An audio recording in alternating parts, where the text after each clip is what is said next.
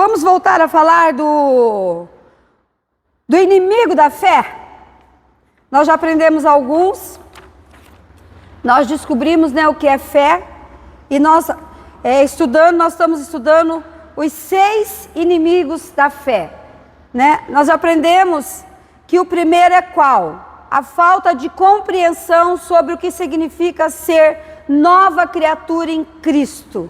Se você não tem certeza quem você é em Cristo, você não vai ter uma vida genuína na fé. A certeza é qual? Aconteça o que acontecer, eu continuo sendo o nascido de novo. O nascido de novo, ele não retrocede. Ele não volta atrás. Porque é impossível algo que nasceu de novo voltar para dentro da barriga ou da mãe ou de qualquer animal. É impossível.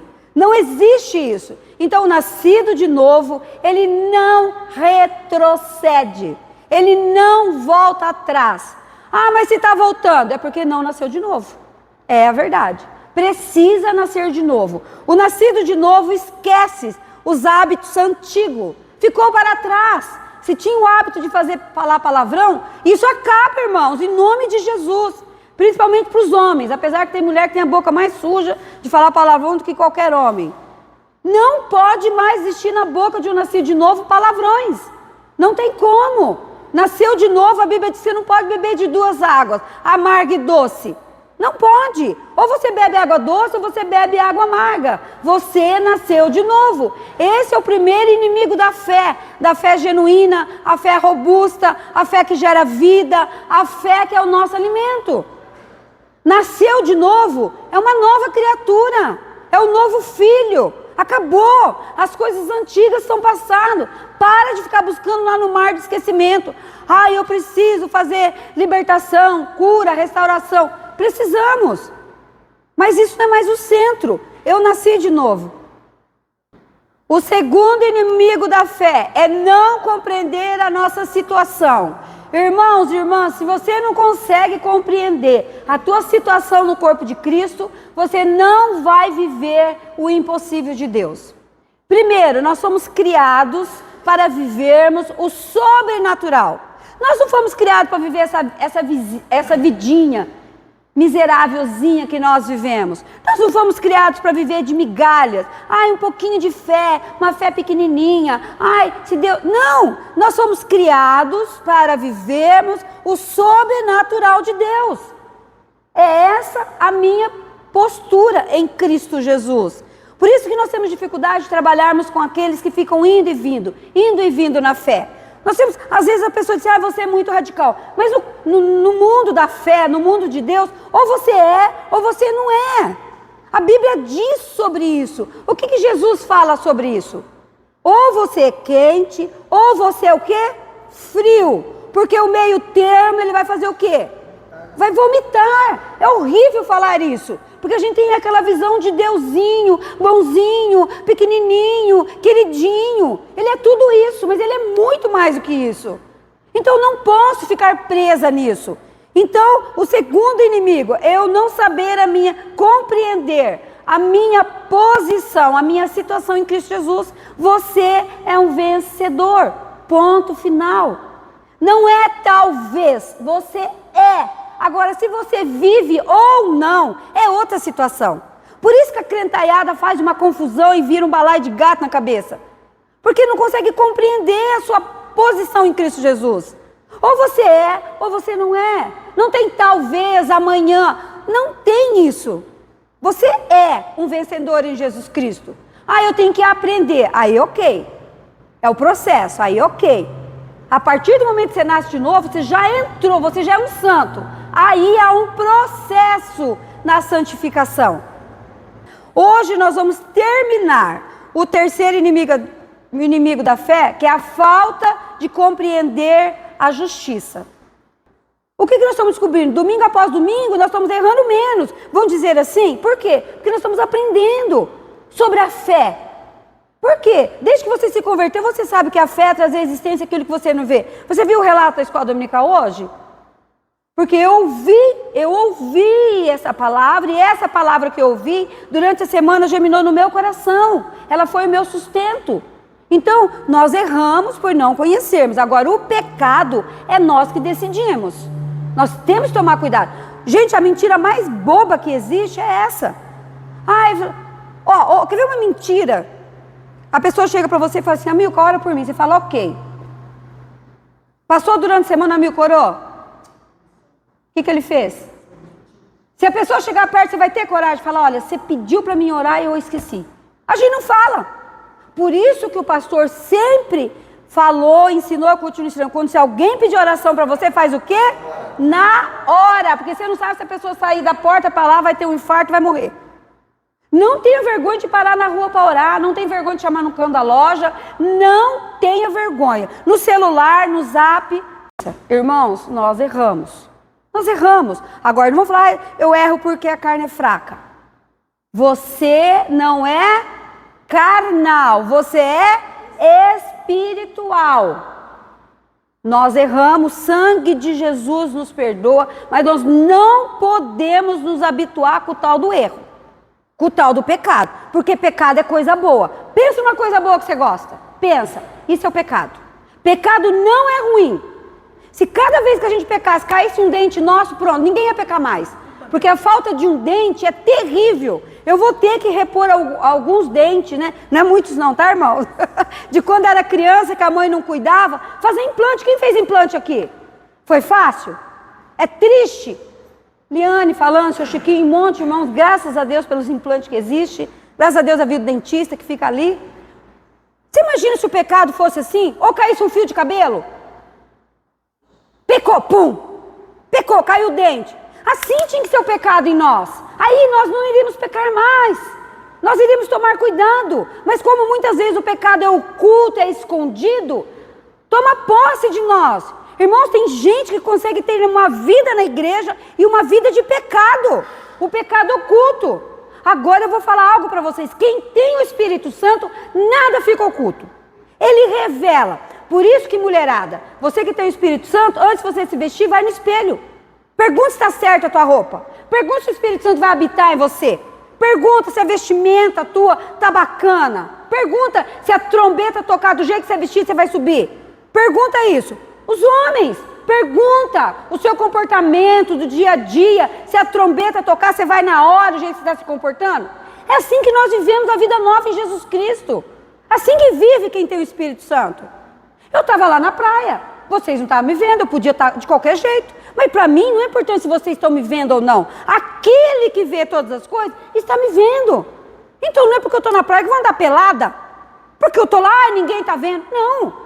Aquele que vê todas as coisas está me vendo. Em casa, fora de casa, na internet, de madrugada, no meu dia a dia. Ele está me vendo. E há um dia do grande acerto. Não pensa você que morreu, acabou. Nós vamos passar pela presença do grande Deus. Ali vai ter um bate-papo. É o que a Bíblia descreve. Então, quem tem o Espírito Santo não fica as coisas escondidas. Não fica no oculto. Ai, mas eu não tenho. Busca. Busca o Espírito Santo. Faça dele o seu companheiro. Nessa viagem, só eu e o pastor, nós conversamos muito. E olha, nós planejamos muitas coisas. E eu falei para ele, amor, vamos sair segunda, vamos almoçar em Morretes? Vamos descer pela Graciosa, que é um trajeto que a gente conhece muito bem. Vamos almoçar em Morretes, depois a gente sobe. Ele, nossa, ok, boa pedido. Antes de chegarmos em Ponta Grossa, a luz do painel amarelo acendeu. O que é amarelo? E ele é extremamente cuidadoso, o Renan. O Renan não é aquele que fica empurrando com a barriga, não. Ele acendeu a luz amarela. Daí comecei a orar, Senhor, em nome de Jesus, Pai, em nome de Jesus. Ele orou também. Ele falou, vamos para um lugar, porque estava naquela retona. Mas a segunda coisa que nós fizemos, Senhor, eu falei, Pai, em nome de Jesus, prepara um mecânico, prepara a oficina. Chegamos em Ponta Grossa, paramos, perguntamos para o moço, ele disse, tem uma oficina. Chegamos na oficina, o nosso carro parou um cara querido. Ele olhou e falou assim, vai demorar. Já era 11 horas, vai demorar. Umas 2 horas. Eu olhei para o Renan, E falei, Pai eterno, misericórdia, minha vida que estava sonhando comer e morrer. Tudo bem. Daí foi. E nada de vir. 12h40, o cara assim para nós. Os mecânicos querem almoçar conosco? Eu pensando em morrer na beira do rio. O meu marido nem olhou para mim e falou, sim, nós vamos. Irmãos, como que foi meu almoço na segunda, numa mesa? Eu, única mulher, com 3 mecânicos e o meu marido. Mas quando nós saímos da oficina, e lá na oficina, imagina se o Renan não falou de Jesus para os 3, ficou falando, os 3 ouviram Jesus. Quando nós saímos da oficina, fizeram amizade, né? Eu falei assim para o Renan, não, ele falou assim, mãe preta, nesse tempo você parou para pensar, o que será que Deus nos livrou da estrada? Podia ter 2 atitudes, ou ficar emburrado, acabar com a viagem aí, falar um monte de coisa. Quando ele falou isso, eu falei, eu falei, é aí. Falei, verdade, amor, eu tenho certeza que o Deus que cuida nos livrou de algo. Acabou. A viagem foi uma delícia, não almocei morretes, nanani, nananá, pronto. Foi delicioso, acabou. Então aprenda a ter o Espírito Santo, a depender dele em tudo, irmãos. Em tudo, na comida, na vestimenta, na sua vida particular, nas suas contas, nos seus estudos. Aprenda a ter o Espírito Santo. Jesus deixou o Espírito Santo. Ele deixou. Aprenda a depender dele. Para de agir por si mesmo. Para de fazer as coisas pela sua cabeça, pela sua vontade, porque eu acho, porque eu penso. Porque isso dá ruim. Isso dá ruim. Depende. E para dependermos do Espírito, nós vamos para o livro de Romanos 12:2. Portanto, irmãos, peço, pelas misericórdias de Deus, que ofereçam o corpo de vocês como sacrifício vivo, santo e agradável a Deus. Este é o culto racional de vocês. O sacrifício do Antigo Testamento era o quê? A Antiga Aliança. Matava boi, bode, jacaré, periquito, trazia para o altar, não é verdade? E isso era um sacrifício. Qual é o sacrifício de hoje? Servitude e palavra de adoração. Olha como mudou o sacrifício, irmãos. Aqui ninguém tem que sair procurando gato, periquito, jacaré para trazer para o altar. Hoje, o sacrifício é o quê? Servitude. É servitude a palavra certa para quem serve? Servidão? Servir. Então é serviço ao Senhor e palavra de adoração. Esse é o nosso sacrifício da nova aliança, dos novos nascidos em Cristo Jesus. Esse é o nosso sacrifício. Servir. Mas não é o sacrifício de peso. Não, servir ao corpo de Cristo.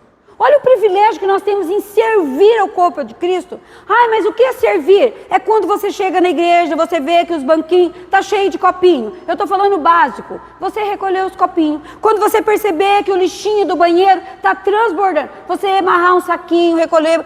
Serviço. Serviço quando entrar alguém aí que está fedendo bebida, fedendo cheirinho, que não tomou banho, é você abraçar, orar, levar ele ter Jesus. Serviço. Palavra de adoração no meu dia a dia. Como é que você levanta? Você levanta de bem com a vida? Como que você levanta? Você levanta feliz? Levanta feliz? Como que você levanta? Esse é o que ele está dizendo. Um culto agradável, um sacrifício vivo, santo e agradável a Deus, que é o vosso culto racional. Esse é o sacrifício da nova aliança, dos nascidos de novo. Agora vamos para o segundo. Não se amoldem ao padrão deste mundo, mas transformem-se pela renovação da sua mente, para que sejam capazes de experimentar e comprovar a boa, agradável e perfeita vontade de Deus. É impossível uma pessoa com a mente antiga sentir, viver, aproveitar a boa, perfeita e agradável vontade de Deus. É necessário uma renovação da mente. Não é talvez, é necessário que a minha mente, a tua mente, passe pela renovação. Para você experimentar a boa, perfeita e agradável vontade de Deus. Nós precisamos, irmãos, De nada vai adiantar, de nada vai servir se nós estudarmos, buscarmos, estarmos aqui, se nós não passarmos por uma renovação na nossa mente. Nós precisamos todos os dias renovar a nossa mente. Nós precisamos buscar esse renovo, porque nós precisamos experimentar essa boa, perfeita vontade de Deus e agradável. Aí há uma luta, não é com o diabo. Para de pôr o diabo tudo quanto é coisa. Ele existe, tem um lugar dele, tem um tempo dele. É com a sua carne, é com a minha carne. Essa luta é eu e a minha carne, a minha vontade, os meus desejos. Eu entro numa luta para desfrutar da boa, perfeita a vontade agradável do Senhor. Quem tem que lutar? É Deus. Tem gente que vai, Jesus, me ajuda aqui. Ok. O que ele fez? O que Jesus fez por mim e por você? Ele fez o quê? Aonde nós vamos vencer? Aqui? Aqui? Quando a Marlisona aqui estiver todo dia lá na cruz, ela está vencendo. Porque é a vontade dele que está reinando na minha vida, não a minha. Agora, enquanto a minha vontade, eu, lá você não vence. Lá você não vence. Lá você não vence. Todos os dias, irmãos e irmãs, não é uma vez na semana, não é na escola dominical, não é na reunião de sexta-feira no culto, não é no culto à noite, não é na célula, é todos os dias. É lá, a renovação da minha mente. A renovação. Esse ano é um tema assim que eu creio que o Espírito Santo deu mesmo ao pastor. Eu creio nisso, não duvido, não questiono, não fico nessa coisa, tentar provar o que é, o que não é. Não estou aqui para isso, não quero saber, não vou perder meu tempo com isso. Mas uma coisa eu faço, eu me submeto. E eu tenho aprendido, pouco tempo já, terceira semana do novo ano, pouco tempo esse tema, eu já tenho aprendido. Ter uma fé como... É do tamanho? Tem gente que colocou até no grupo lá, tamanho. Não é tamanho, é como um grão de mostarda. Tá vendo como os irmãos estão todo mundo pesquisando? Resiste até o fogo. Então, aprendendo isso, nós vamos para um outro texto bacana ainda dentro desse. Romanos 8, o versículo de 1 a 8. Nós vamos entender como é que nós conseguimos ter uma vida livre em Jesus Cristo, que não há mais condenação. Eu gostaria, vamos lá. Romanos, mesmo livro, 8. Opa, eu que saí do 8. Começando no 1. Portanto, agora já não há condenação para os que estão em Cristo Jesus, porque por meio de Cristo Jesus a lei do Espírito de vida me libertou da lei do pecado e da morte.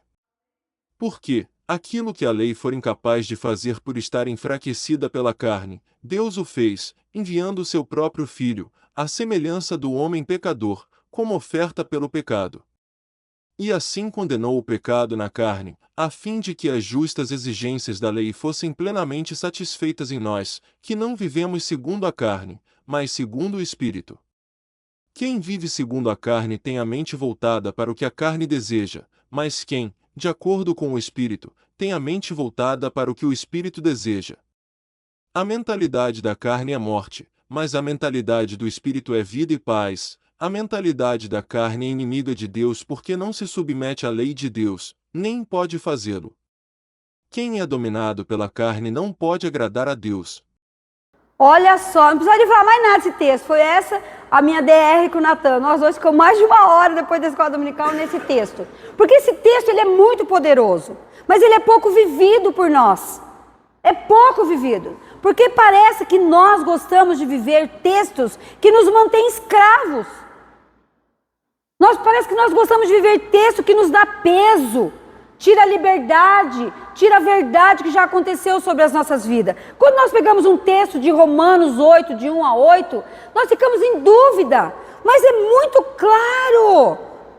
Aquele que tem a mente da carne vai viver os frutos da carne. Aquele que é nascido de novo, tem uma mente transformada, renovada pelo poder do Espírito Santo, ele vai ter uma vida espiritual. Ele vai ter. Não é peso para ele. Não é peso. Por quê? Porque ele está vivendo o que a palavra de Deus está dizendo. A Bíblia diz assim, o poder da mente renovada. Toda condenação não há mais sobre nós, irmãos. Não há mais. Não deixe esse jugo do inferno, do capeta, pesar sobre as nossas vidas. Não existe mais, isso não tem mais peso sobre as nossas vidas.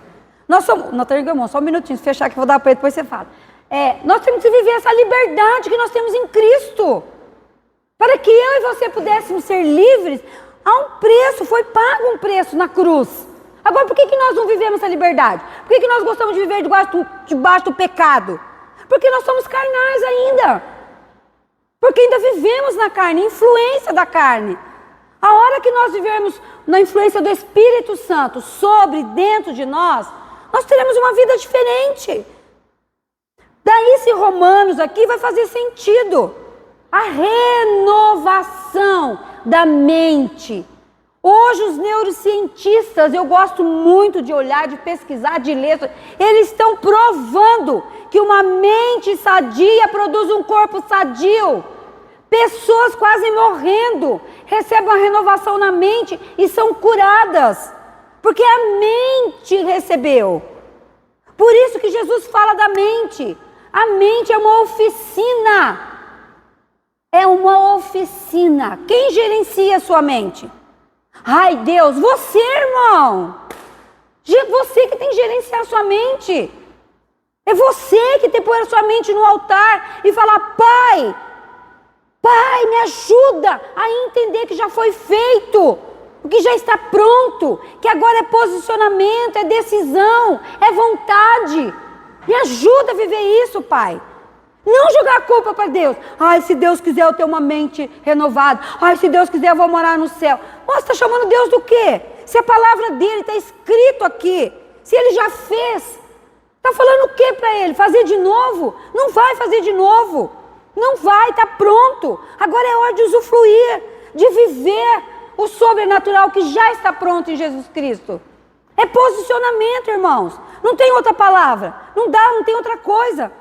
Não tem. Ou você usufrui da vida, banquete que tem para você, ou você vai viver de migalhas. Não tem meio termo. Não tem. Ou você esquece que você tem as coisas pela força do seu braço, porque você trabalha muito, porque você se dedica muito, você estuda muito. Tem que estudar sim. Meus filhos, eu fiz os dois estudarem, fazer faculdade. Tem que estudar sim.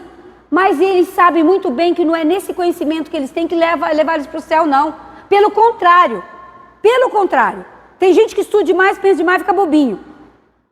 Porque tudo quer justificar na palavra de Deus. A palavra de Deus é para ser vivida, não é para justificar. Não é para justificar. Deixa eu só falar uma separaçãozinha de algo que nós já estudamos. Remorso e arrependimento são duas coisas totalmente diferentes. Qual texto na palavra de Deus que um teve remorso e o outro teve arrependimento? Rapidinho. Quem? Judas e? Quem teve o quê? Judas teve o quê? Fez o quê? Se matou. Pedro teve o quê? O que acontece com ele após isso? A sombra dele? O remorso não pode fazer parte da nossa vida. Porque o remorso é algo instantâneo.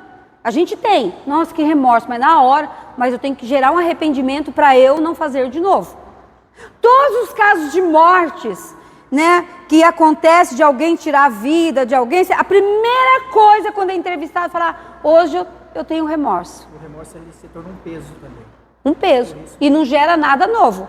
Aquela irmã lá em Mafra, em Santa Catarina, como eu sigo assim, estudando a questão da mente, da coisa, é importante, eu não me alimento disso. Mas de vez em quando eu vejo. Daquela irmã que tirou a vida da irmãzinha de 4 anos dormindo. Coisa, menina linda, família bem, estrutura. Gente, a voz de comando, para de achar. Se nós não temos uma mente renovada, a gente vai produzir coisa boa. Não vai.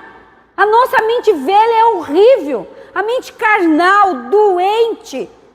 Por isso nós precisamos do renovo. Essa irmã de 22 anos hoje está lá. O quê? O que ela está? Dopada, desequilibrada. O que vai recuperar essa moça? É o remorso? Não, o arrependimento é o amor para resgatar onde ela se perdeu. A pessoa se perde, faz uma coisa dessa. Por isso que nós precisamos vigiar a nossa mente. A mente fica todo dia sugerindo 1000 coisas para você. Alguém falou aqui de um pensamento ruim. Um pensamento ruim vem todo minuto. 1 segundo, Augusto Cury diz que você tem para aceitar. 1 segundo, eu peguei. Não é para pegar. 1 segundo, irmãos. A renovação da mente é essencial para uma vida genuína. É necessário. Jeremias, quem achou lá o Jeremias? É o último do terceiro. Vamos entrar no quarto. E não ensinará mais cada um a seu próximo, nem cada um a seu irmão, dizendo: Conhecei ao Senhor, porque todos me conhecerão, desde o menor até o maior deles, diz o Senhor, porque lhes perdoarei a sua maldade, e nunca mais me lembrarei dos seus pecados. Aleluia! Esse é o 34, né? É o que eu queria. É o 34. E ele não se lembra mais. Então para de ficar lembrando da tua vida de pecado. Para de ficar botando um jugo nas tuas costas. Para de ficar andando como escravo. Você é livre. Não tem mais esse peso. Não deve ter sobre nós. É vida nova. É o novo. É o novo vinho. Acabou isso. É algo novo. É algo novo. É algo novo.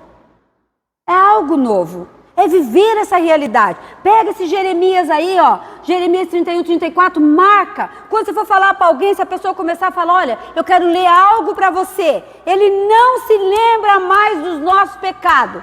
Jogou no mar do esquecimento. Ele não pesca lá. Ele não busca lá. Ele não para lá. Ele não olha para lá. É assim que vive o nascido de novo. Assim que vive, assim que nós vamos vencendo o inimigo da fé. Esse é um inimigo terrível da fé. É te manter preso no teu passado. Passado, ontem foi passado, irmão.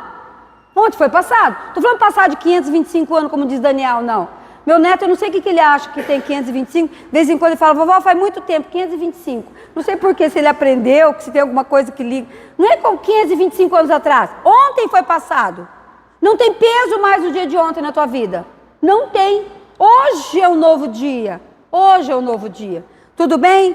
Agora nós vamos para o quarto inimigo.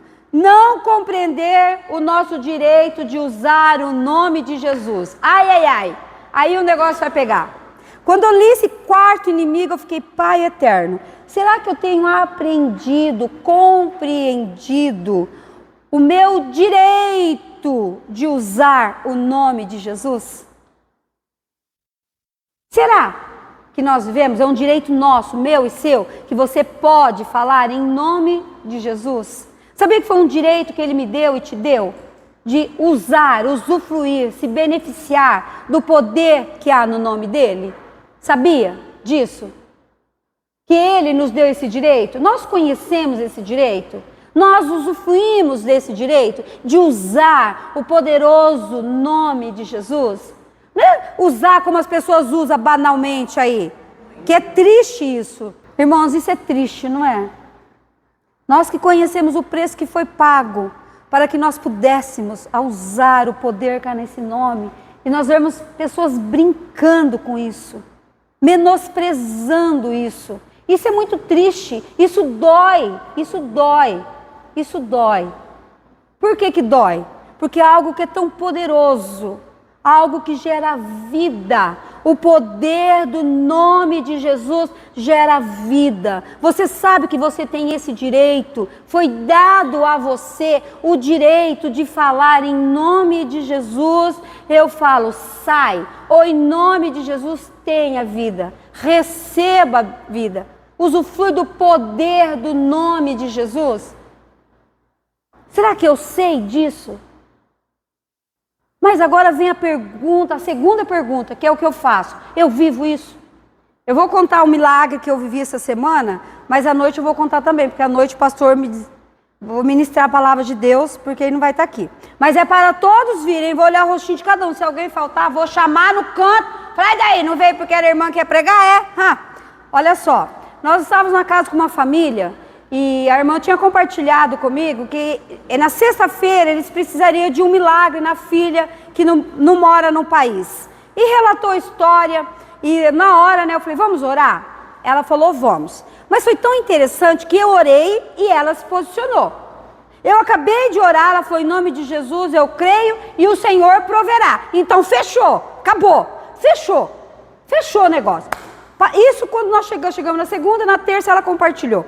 E chegou sexta de manhã, é um lugar lindo, à frente do mar, gente do céu, eu me sentia bam. Andei até de chapéu, coisa mais linda do mundo. Nós sentamos no vidro aqui e ali era o mar. Sentamos nós duas de manhãzinha.